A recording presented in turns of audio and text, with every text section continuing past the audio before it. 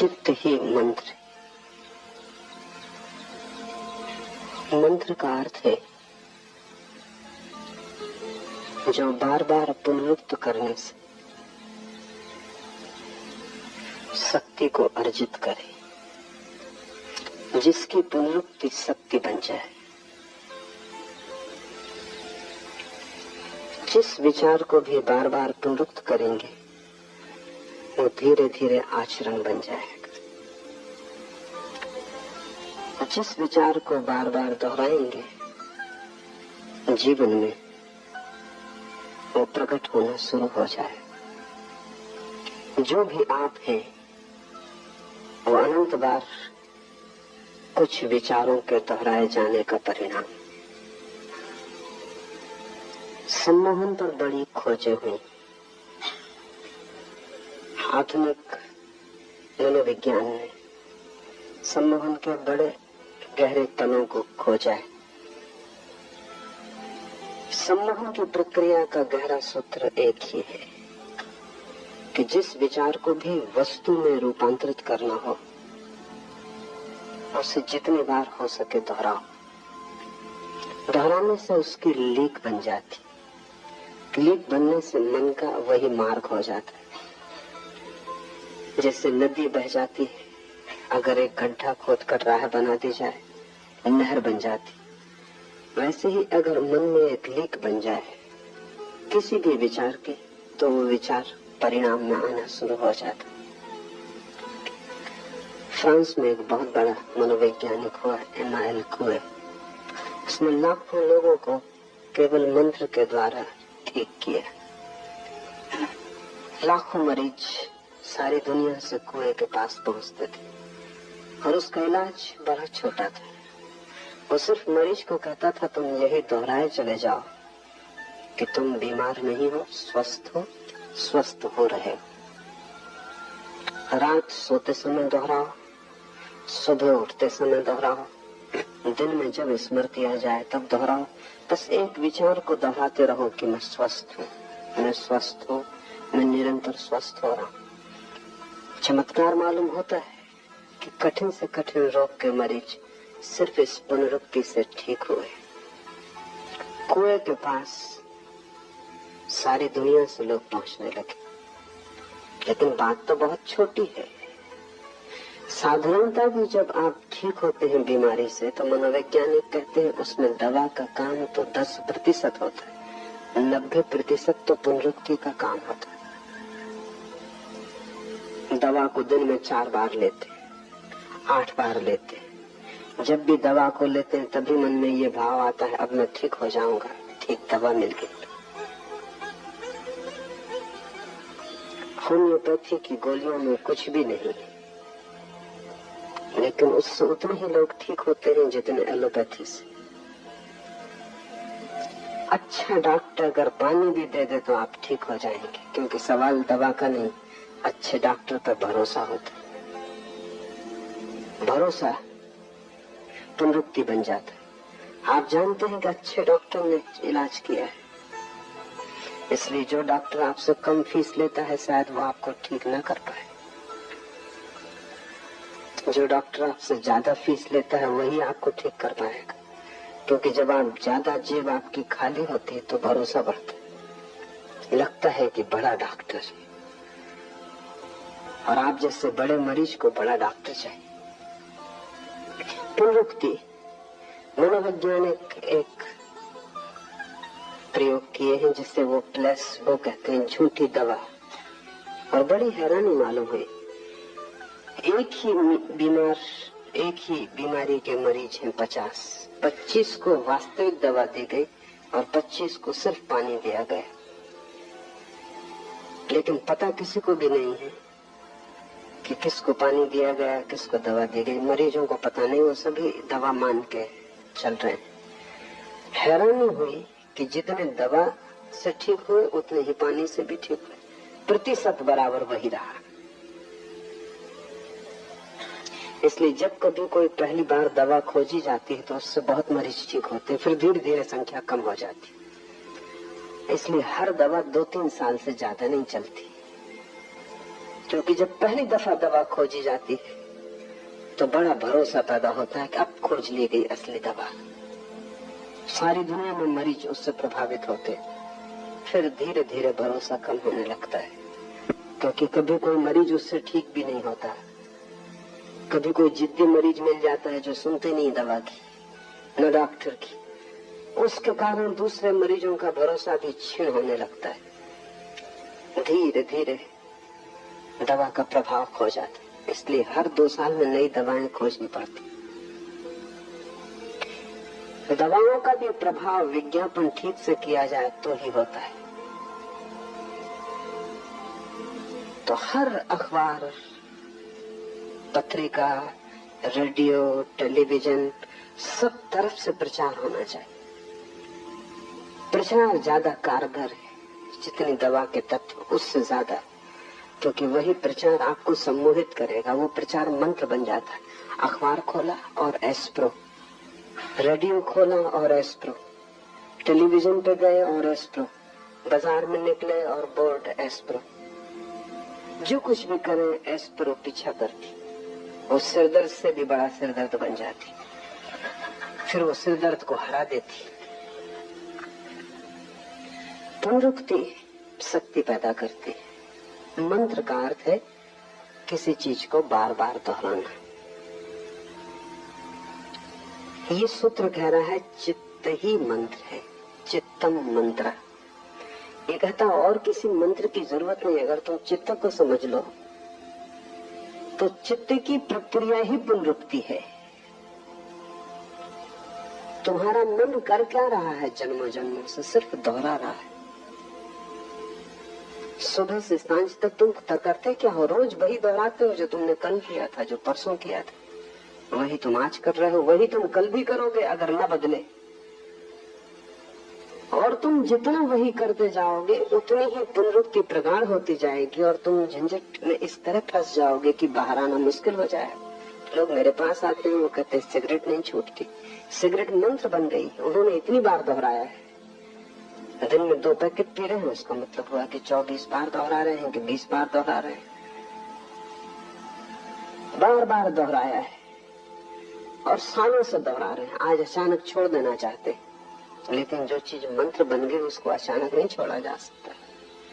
तुम छोड़ दोगे इससे क्या फर्क पड़ता है? पूरा मन मांग करेगा, पूरा शरीर उसको दोहराएगा, वो कहेगा चाहिए। उसी को तुम तलफ कहते हो। तलफ का मतलब हुआ कि जिस चीज को तुमने मंत्र बना लिया उसे अचानक छोड़ना चाहते हो, ये नहीं हो सकता। तलफ का मतलब है जो चीज मंत्र बन गई है उसको विपरीत मंत्र से तोड़ना होगा। रूस में पावलव ने इस पे बहुत काम किया और पावलव अकेला आदमी है जिसने तलफ वाले मरीजों को ठीक करने में सफलता पाई। अगर आप सिगरेट पीने के रोगी हो गए, छोड़ना चाहते हो, नहीं छूटती, तो पावलव मंत्र का प्रयोग करता था। उसके मंत्र जरा तेज थे। आपको सिगरेट देगा और जैसे आप सिगरेट हाथ में लेंगे आपको बिजली का शॉक लगेगा, झंझना जाएगी पूरी तबीयत, सिगरेट हाथ से छूट जाएगी। ऐसा 7 दिन आपको पावलव भर्ती रखेगा अपने अस्पताल में, और जब भी आप सिगरेट पिएंगे तभी बिजली का शॉक लगेगा। 7 दिन में मंत्र सिगरेट से ज्यादा गहरा हो जाए। सिगरेट का नाम ही सुन के आपको कपकपी आने लगे। पीने का रस तो दूर, एक वैराग्य का उदय हो जाएगा। पावलव ने हजारों मरीज विपरीत मंत्र से ठीक किए। और पावलव कहता है कि जो लोग भी आत्तों से ग्रस्त हो गए हैं, जब तक उनको विपरीत आदत न दी जाए जो पहली आदत से ज्यादा मजबूत हो, तब तक कोई छुटकारा नहीं। तुम्हारा जीवन जैसा भी है तुम्हारे मन का ही परिणाम है। और तुम दोहराए चले जाते हो। तुम क्रोध से बाहर भी होना चाहते हो, लेकिन तुम रोज क्रोध को दोहराए चले जाते हो। जितना दोहराते हो उतना मजबूत हो रहा है। कितनी बार तुम कसमें खाते हो कि अब नहीं करूंगा, और कसमें टूट जाती है और क्रोध फिर करते हो, उपद्रव और भी बढ़ गया। इससे तो बेहतर था कसम तुमने न खाई होती। क्योंकि अब ये दोहरा मंत्र हो गया। अब तुम जानते हो कि क्रोध कसम से ज्यादा बड़ा है और ज्यादा ताकतवर है। कसमों का कोई मूल्य नहीं है। तुम कितने ही व्रत लो, तुम्हारे व्रत 2 कौड़ी के हैं, क्रोध ज्यादा सबल है। ये भी सम्मोहन बैठ गया। अब तुम जब कसम भी लोगे, व्रत भी लोगे, तब भी तुम जानते हो भीतर कि ये सधने वाली नहीं है। तुम भीतर दोहरा रहे हो उस समय भी कि ये होगा नहीं, मैं ले तो रहा हूं लेकिन ये होगा नहीं। भूल के भी व्रत मत लेना अगर उसे पूरा न कर सको। उससे तो बेहतर है कि तुम अपनी एक ही आदत से भरे रहना। व्रत लेके और तोड़ना बहुत महंगा धंधा है, क्योंकि तोड़ने की भी आदत बन रही है। फिर तुम जीवन में कभी भी व्रत न ले पाओगे। तथाकथित धार्मिक गुरुओं ने तुम्हें बहुत अधार्मिक बनाया है, क्योंकि वो सस्ते में व्रत दे देते। तुम मंदिर गए, तुम साधु के पास गए, मुनि के पास गए, और वो कहता है कोई व्रत लो। उसके प्रभाव में, मंदिर की शांति में और फिर अहंकार में कि जब साधु कह रहा है तो ये कहना कि मैं कोई भी व्रत न ले सकूंगा बड़ी दीनता मालूम पड़ती। तो तुम कहते हो आज से सिगरेट छोड़ देंगे। मेरे एक मित्र, उनका दिमाग जरा खराब है लेकिन आपसे बेहतर। वो एक मुनि के पास गए, जैन थे, और मुनि ने कहा कि कोई व्रत लो। उन्होंने कहा अच्छी बात है, ले लिया। मुनि ने कहा क्या लिया? उन्होंने कहा आज से बीड़ी पिया करेंगे। दिमाग उनका खराब है, लेकिन व्रत का उन्होंने पालन किया है। वो तब तक बीड़ी पीते नहीं थे। और मैं आपको कहता हूँ कि वो ज्यादा फायदे में रहे बजाय उस आदमी के जिसने नियम लिया कि मैं बीड़ी नहीं पीऊंगा और फिर बीड़ी पीनी शुरू करके उसका व्रत भी टूट गया, उसकी आत्मग्लानि बढ़ गई। कम से कम वो सफल तो हुए। दिमाग उनका खराब हो, आपसे बेहतर। कम से कम इतना तो है कि व्रत पूरा किया है। इससे जब भी व्रत टूटता है तो आत्मग्लानि पैदा होती, अपराध पैदा होता। और जितनी आत्मग्लानि पैदा होती, अपराध पैदा होता, उतना तुम दीन होते जाते हो। और आत्मा तो उसको मिलेगी जो सम्राट है, जो दीन नहीं। तुम आत्मा से दूर हटते जाते। मन का स्वरूप समझो तो ये सूत्र समझ में आ जाएगा। मन की सारी कला पुनरुक्ति है। मन मंत्र है। जो जो तुमने दोहराया है वही तुम्हारी आदत बन गई है। जो जो तुम दोहराते रहोगे वही तुम्हारे जीवन में आता रहेगा। जन्मों जन्मों से तुमने एक ही बात दोहराई है तो वही बात तुम्हें बार बार उपलब्ध हो जाती। और तुम गलत को दोहराने से बंधे हो। क्या करना है? पहली बात, गलत को तोड़ने की जल्दी मत करना। बेहतर ये होगा कि गलत को तोड़ने की कोशिश करने के बजाय तुम सही को करने के नया मंत्र सीखना। तुम सिगरेट पीते हो, कोई हर्जा नहीं। तुम ध्यान सीखना। सिगरेट ध्यान में जरा भी बाधा नहीं। तुम ध्यान सीखना। तुम ध्यान के मंत्र को सघन करना। जिस दिन ध्यान के मंत्र में तुम सफल हो जाओगे उस दिन तुम्हें आत्मगौरव उपलब्ध होगा। उस आत्मगौरव और ध्यान की सफलता में सिगरेट को छोड़ना आसान हो जाएगा, क्योंकि तुमने एक विधायक मंत्र पूरा कर लिया। नकारात्मक मत बनना, अन्यथा तुम मुश्किल में पड़ोगे। पश्चाताप, पाप, पीड़ा और उदासी पकड़ लेगी। तुम्हारे साधु मंदिरों में बैठे हैं सब उदास। उनके जीवन में कोई हंसी नहीं है, कोई खुशी नहीं है, कोई प्रसन्नता उत्फुल्लता नहीं है, क्योंकि उन्होंने नकारात्मक मंत्रों का उपयोग किया। निगेटिव उनकी खोज। क्या क्या गलत है वो उन्होंने छोड़ा। मैं तुमसे कहता हूँ गलत को छोड़ने की जल्दी मत करना, तुम ठीक को पकड़ने की जल्दी करना। जिस दिन ठीक तुम्हें पकड़ जाएगा गलत को छोड़ना बहुत आसान हो जाएगा। तुम बीमारी से मत लड़ना, तुम स्वास्थ्य को पाने की कोशिश करना। वही कुएं अपने मरीजों को कह रहा है, वो कह रहा है कि मैं स्वस्थ हो रहा हूँ। तुम यही भाव दोहराओ। उल्टा विपरीत भी तुम कर सकते हो। तुम्हारे सिर में दर्द है, तुम ये भी कह सकते हो कि नहीं मुझे सिर दर्द नहीं। लेकिन जितनी बार तुम ये कहोगे उतने बाहरी सिर दर्द शब्द को भी तुम दोहरा रहे हो। और जितनी बार तुम कहोगे कि सिर दर्द नहीं है, अगर सिर दर्द है तो तुम्हारे कहने से क्या होगा? भीतर तो तुम जानते हो तुम्हारा कहना झूठ। ऊपर तुम कितना ही कहो कि सिर दर्द नहीं, लेकिन सिर दर्द हो रहा है। भीतर तो तुम यही कहोगे कि हो रहा है, ये कुएं कहता है तो दोहरा रहे, लेकिन सिर दर्द हो रहा है। कुएं के कहने से तुम्हारा सिर दर्द नहीं मिटेगा, तुम्हारा सिर दर्द तो तुम्हारी भीतरी प्रक्रिया से ही मिटेगा। नकारात्मक शब्द पकड़ना ही मत। इसलिए मैं कहता हूँ संसार को छोड़ने की कोशिश मत करना, परमात्मा को पाने की कोशिश करना। इसलिए मैं कहता हूँ त्याग की दिशा में मत जाना, परम भोग की खोज करना। क्या गलत है उस पर आंख मत गड़ाना, क्योंकि गलत को छोड़ने के लिए भी तो गलत को देखना पड़ता है बार बार, और जितना तुम देखते हो उतना ही मंत्र दोहराया जा रहा है। और जिस चीज को भी तुम देखते रहते हो उससे तुम सम्मोहित हो जाते हो। दुनिया भर में बहुत खोजबीन चली है कार के एक्सीडेंटों के बाबत, क्योंकि अब कार के एक्सीडेंट से उतने आदमी मर रहे हैं जितने युद्धों में भी नहीं मर रहे। दूसरे महायुद्ध में 1 साल में जितने आदमी मरे उससे 2 गुने आदमी सिर्फ कार के एक्सीडेंट से मर रहे हैं सारी दुनिया में। बहुत बड़ी संख्या है, कुछ करना जरूरी है। और बहुत सी बातें प्रकाश में आई, उसमें एक बात तो ये प्रकाश में आई है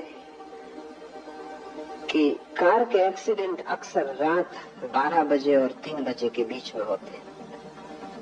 50% एक्सीडेंट दुर्घटनाएं रात 12 बजे और 3 बजे के बीच में होती, क्योंकि वो समय निद्रा का समय और मन तंद्रा में हो जाता, होश खो जाता है। उस होश सम्मोहन बिल्कुल आसान है और ड्राइवर सम्मोहित हो जाता है, क्योंकि कार की पुनरुक्त होती आवाज, वही आवाज बार बार दोहर रही। रास्ते पर आंख गड़ी है, वही रास्ता सैकड़ों मील तक दिखाई पड़ रहा है।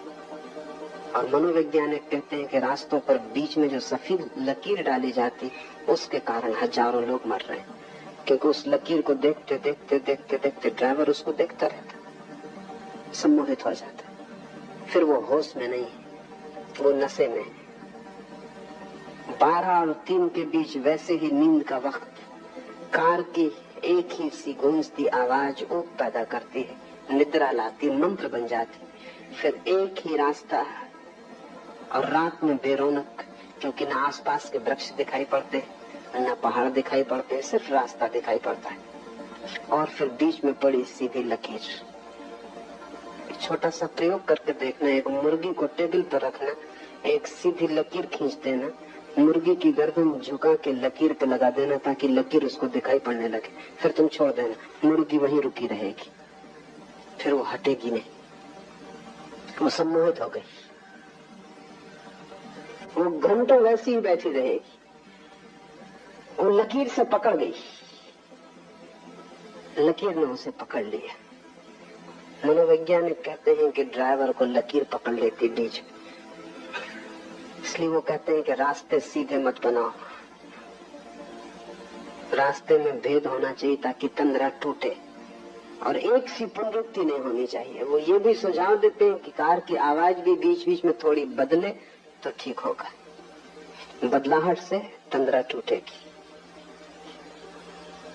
और सैकड़ों दुर्घटनाएं कम हो जाएंगी।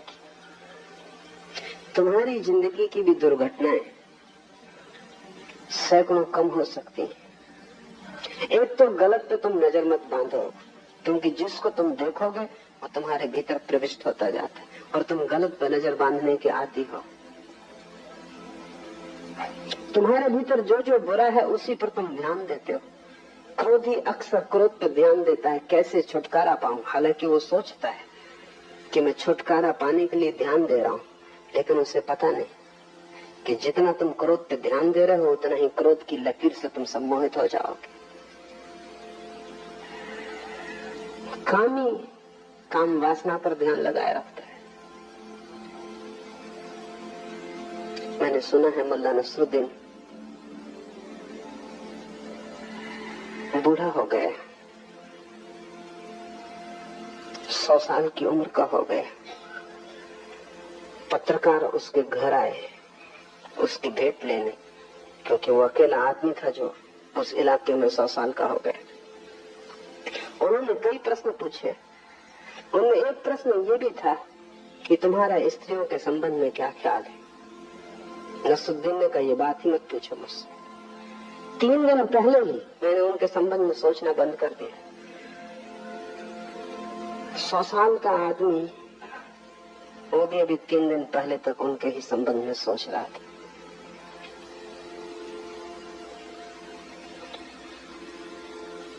स्त्री पकड़े रहेगी क्योंकि तुम उससे छूटना चाहते हो। वो तुम्हारा नकारात्मक मंत्र बन गया। तुम जिससे छूटना चाहते हो उससे तुम छूट ना पाओगे। गलत को देखने अगर तुम लग गए तो तुम गलत पर ध्यान कर रहे हो। महावीर ने ध्यान के 4 रूप कहे, 2 गलत 2 सही। दुनिया में किसी भी आदमी ने गलत को ध्यान नहीं कहा है, महावीर ने कहा है। मनोवैज्ञानिक उनसे राजी होंगे। उन्होंने कहा है गलत ध्यान भी ध्यान तो है ही, जिससे क्रोध ही ध्यान मग्न हो जाता है, क्योंकि क्रोध में सारी दुनिया मिट जाती। क्रोध में चित्त एकाग्र हो जाता है, इसलिए क्रोध में बड़ी शक्ति आ जाती है। तुमने कभी ख्याल किया, क्रोधी आदमी अपने से दुगने ताकतवर आदमी को उठा के फेंक देगा क्रोध में। होश में होता, क्रोध में होता तो 25 दफा सोचता कि इस आदमी से झंझट लेनी कि नहीं, दुगना ताकतवर। क्रोध में आदमी बड़ी से बड़ी चट्टान सरका देता है, होश में सोच भी नहीं सकता। क्रोध में आदमी कुछ भी कर लेता, क्रोध में सारी शक्ति जग जाती। क्या होता है, बढ़ती हुई शक्ति जो सब तरफ जा रही थी एकाग्र हो जाती।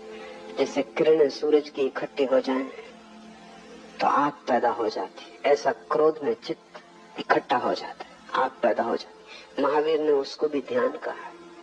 महावीर ने कहा आर्त और रौद्र 2 गलत ध्यान है। दुख में भी आदमी ध्यान मग्न हो जाता है। कोई मर गया तब तुम रोते हो, चीखते हो, चिल्लाते हो, बस एक पर ही ध्यान अटक जाता है। गलत ध्यान से बचना, और तुम सभी गलत ध्यान में लगे हो। तुम्हारे जीवन की तकलीफ ही यही है, मूल पीड़ा और बीमारी यहाँ है कि तुमने अपनी आंखें गलत पर जमा ली। क्या क्या गलत है उसे छोड़ना, और तुम सोच रहे हो कि छोड़ने के लिए ही तुम ये कर रहे हो। इस ध्यान के कारण ही तुम नहीं छोड़ पा रहे हो। मैं तुमसे कहता हूँ संसार की फिक्र ही छोड़ दो, तुम परमात्मा पर ध्यान लगाओ। तुम क्रोधी हो, सारी दुनिया क्रोधी है, क्रोध पर आंखें मत गड़ाओ, करुणा पर आंखें गड़ाओ। तुम जो सही है उसको ध्यान में लाओ, और जैसे जैसे सही में शक्ति बढ़ेगी गलत से शक्ति विसर्जित हो जाएगी, क्योंकि शक्ति तो एक ही है, तुम सब तरफ नहीं लगा सकते। अगर तुमने शांत होने की चेष्टा पर ध्यान लगा दिया तो जब तुम अशांत होना चाहोगे तब तुम पाओगे कि शक्ति तुम्हारे पास है नहीं, वो शांति की तरफ बह गई। और जिसने शांति का स्वाद ले लिया वो अशांत होना क्यों चाहेगा। अशांत तो वही होता है जिसने शांति का स्वाद नहीं लिया। जिसने परमात्मा का रस नहीं लिया वही संसार में अलिप्त डूबता है, लिप्त होता है। इसे बहुत ठीक से ख्याल में ले लो। नकार से बचना,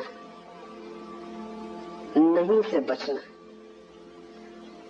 बुरे को छोड़ने की फिक्र मत करना, क्योंकि छोड़ने में ही तुम सम्मोहित हो जाओगे और बुरे को तुम कभी भी न छोड़ पाओगे। जिसको भी हम छोड़ना चाहते हैं उसमें एक पकड़ आ जाती है। मैंने सुना है एक आदमी एक होटल में मेहमान हुआ, मैनेजर ने कहा हम दे ना सकेंगे कमरा, कमरा तो खाली है, लेकिन उसके नीचे एक आदमी ठहरे हुए, वो बहुत उपद्रवी, जरा सी भी आवाज ऊपर हो गई तो वो बखेड़ा खड़ा कर देंगे। उनकी वजह से उनके ऊपर का कमरा हमने खाली ही छोड़ दिया है। उस आदमी ने कहा कि चिंता आप ना करें, मैं तो बाजार में दिन भर उलझा रहूंगा, रात कोई 11-12 बजे लौट के सो जाऊंगा, 3 बजे की मुझे गाड़ी पकड़ लेनी है। 3 घंटे मुश्किल से मैं इस कमरे में रहूंगा, कोई कारण नहीं है मेरे द्वारा उपद्रव होने का, फिर मैं ध्यान भी रखूंगा, आपने बता दिया तो ठीक किया। वो आदमी 12 बजे थका मांदा बाजार से काम करके लौटा, बिस्तर पे बैठा, एक जूता छोड़ के उसने पटक फर्श पे गिरा तो उसे ख्याल आया कि कहीं उस आदमी की नींद न टूट जाए, तो उसने दूसरा चुपचाप रख के वो सो गया। कोई 15 मिनट बाद नीचे के आदमी ने आके दस्तक दी। दरवाजा खोला तो वो आदमी क्रोध से कप रहा था। ये घबरा गया कि रात अंधेरा, क्या? उसने कहा क्या भूल हो गई? मैं तो सो चुका था। उस आदमी ने कहा भूल? दूसरे जूते का क्या हुआ?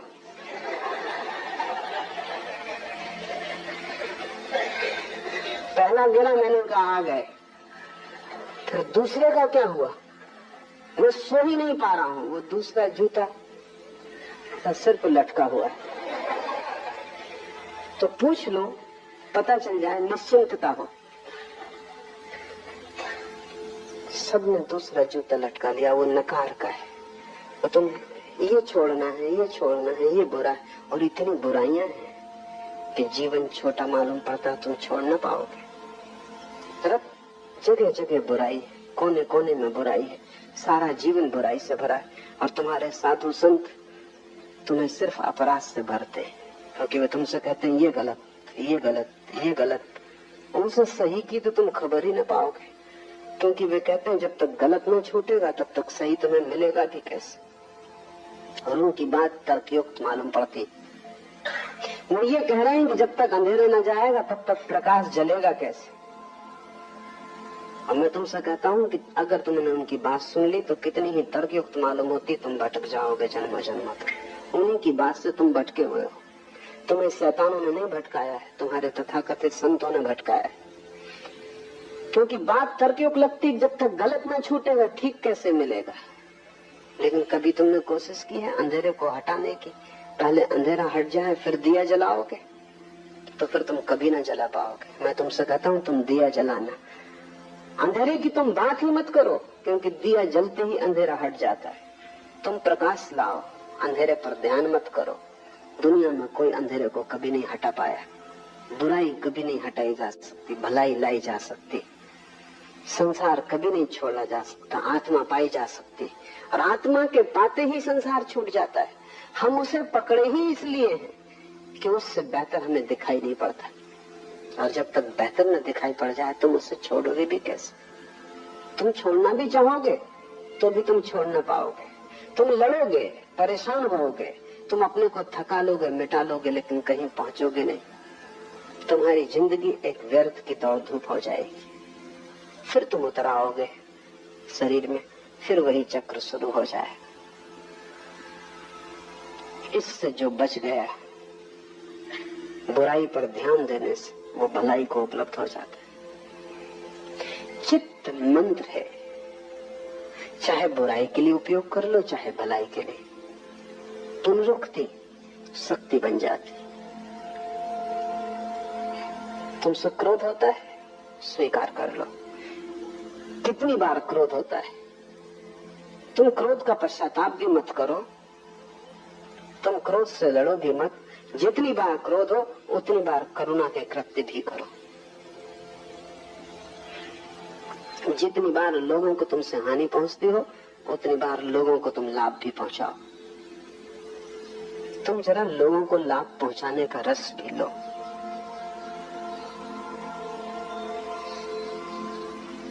बुराई के लिए अपने को दंड मत दो, भलाई का पुरस्कार भोगो। बुराई के लिए अपने को कष्ट मत दो, थोड़ा भला करो, उसका स्वाद लो। अगर तुमसे किसी के प्रति गाली निकल गई है तो जाके किसी की प्रशंसा करो, किसी के गुण को भी गाओ। गाली का रस तुमने काफी लिया है, अब किसी के गुण ग्राहकता का रस भी लो। कांटों से मत उलझो, वो है ध्यान फूलों पर दो। एक दफा कांटों से तुम उलझ गए तो फूलों तक तुम पहुंच ही ना पाओगे, कांटे बहुत हैं। और जब तक तुम पहुंचोगे तुम इतने लहू लुहान हो जाओगे कि फूल भी तुम्हें सुख न दे सकेंगे, और फूलों का भी जो स्पर्श है वो तुम्हें पुलकित न करेगा। तुम घावों से भर गए हो, फूल भी कष्ट देंगे, क्योंकि घाव अगर पहले से ही लगा हो तो फूल भी पीड़ा देगा। कांटों पर ध्यान मत दो, ध्यान फूल पर दो। और अगर तुम फूल के रस में डूब गए तो तुम एक दिन पाओगे कि कांटे हैं ही नहीं। क्योंकि फूल के रस में जो डूब जाए उसे कांटा भी चुभ नहीं सकता। असली सवाल फूल के रस में डूबने का है, विष में विमुक्त हो जाने का है। असली बात परमात्मा की शराब पी लेने का है, तब तुम्हें इस संसार की शराबें आकर्षित न करेंगी। अन्यथा तुम लड़ोगे उन्हीं से और उन्हीं से पराजित होगे। बुराई से जो लड़ता है वो बुराई से पराजित होता है। बुराई से लड़ने वाला मन बुराई का मंत्र बना लेता है, क्योंकि चित्त मंत्र है। चित्त की इस प्रक्रिया को समझो कि चित्त दोहराता है। तुमने कभी ख्याल किया है? एक 7 दिन अपने चित्त का निरीक्षण करो, लिखो चित्त जो जो दोहराता है, और तुम पाओगे एक वर्तुलाकार चित्त का भ्रमण है। अगर तुम ठीक से निरीक्षण करोगे तो तुम पाओगे जैसे रात आती है, दिन आता है, सुबह होती, सांझ होती, ऐसे ही चित्त में क्रोध का बंधा हुआ समय, प्रेम का बंधा हुआ समय, काम वासना का बंधा हुआ समय, लोभ का बंधा हुआ समय। ठीक उसी समय पर लोभ तुम्हें पकड़ता है जैसे भूख पकड़ती, लेकिन तुमने कभी निरीक्षण नहीं किया। अन्यथा तुम अपना 28 दिन का कैलेंडर बना सकते हो और तुम लिख सकते हो कि सोमवार की सुबह मुझसे सावधान। पत्नी बच्चे घर में जान सकते हैं कि सोमवार की सुबह पिताजी से जरा दूर रहना, और वो सब, और इसका उपयोग हो सकता है क्योंकि तुम सोमवार की सुबह अगर ठीक से निरीक्षण तुमने किया कुछ दिनों तक, तो तुम पकड़ लोगे वे बिंदु जहाँ वर्तुल की तरह तुम्हारा मन घूमता है। शरीर ही वर्तुलाकार नहीं है, मन भी वर्तुलाकार है। इस जगत में सभी गतियां वर्तुलाकार है, सर्कुलर है। चांद तारे गोल घूमते हैं, जमीन गोल घूमती है, सब चीजें गोल घूमती हैं, मौसम गोल घूमते हैं। तुम्हारे मन की ऋतुआं भी गोल घूमती है। जैसे स्त्रियों को मासिक धर्म होता है, ठीक 28 दिन में वर्तुल पूरा होता है। अभी मनोवैज्ञानिक कहते हैं कि पुरुषों के भीतर भी वैसी ही रासायनिक प्रक्रिया होती है 28 दिन में जैसा स्त्रियों की, क्योंकि शरीर कुछ बहुत भिन्न नहीं है। तुमने ख्याल किया कि स्त्रियों को जब मासिक धर्म होता है वो ज्यादा चिड़चिड़ी, ज्यादा झगड़ेल, क्रोधी, उदास, परेशान, बेचैन हो जाती।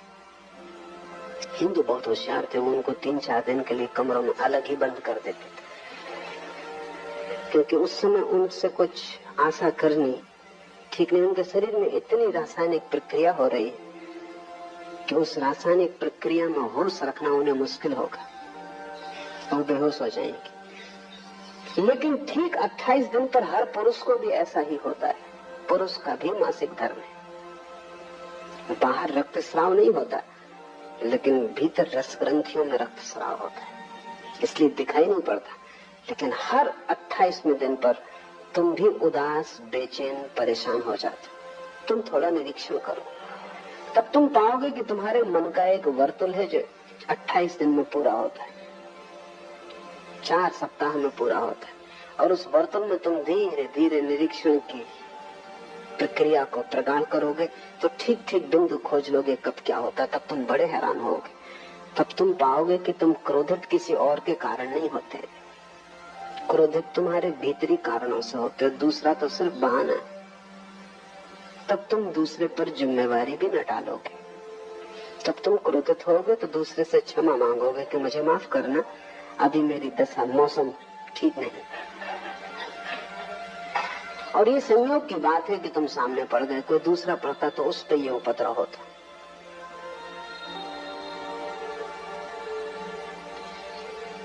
आत्मनिरीक्षण से तुम इस बात को सहज ही समझ लोगे कि मन एक वर्तुल में घूम रहा है, वो एक मंत्र है।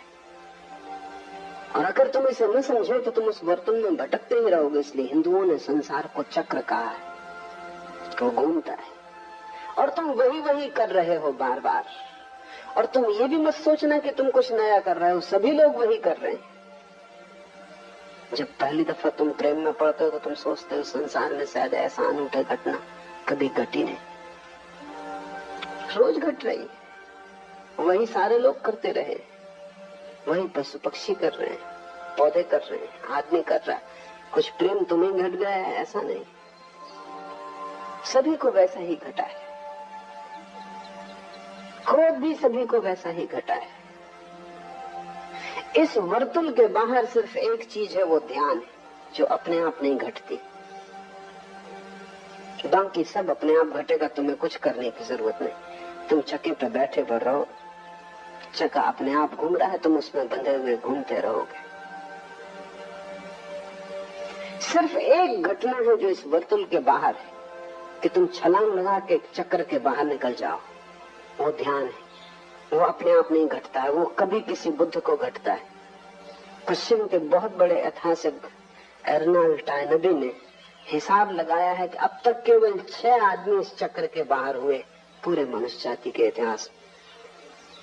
6 न हुए हो, 60 हुए हो, संख्या कुछ बहुत बड़ी नहीं।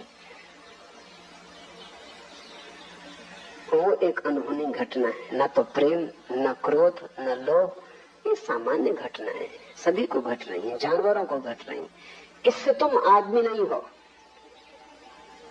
तुम्हारे जीवन में आदमी होने का सूत्र तो उसी दिन घटेगा जिस दिन तुम इस चित्त के मंत्र के बाहर हो जाओ, चित्त के वर्तुलाकार भ्रमण के बाहर हो जाओ, ये चित्त का चक्र टूट जाए और तुम इसके बाहर हो जाओ। वो ध्यान है। ध्यान वर्तुलाकार नहीं है।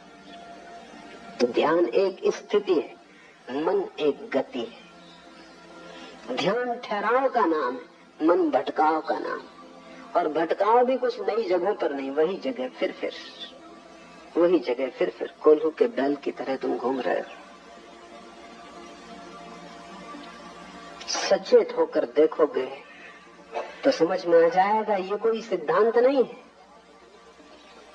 ये तथ्य है।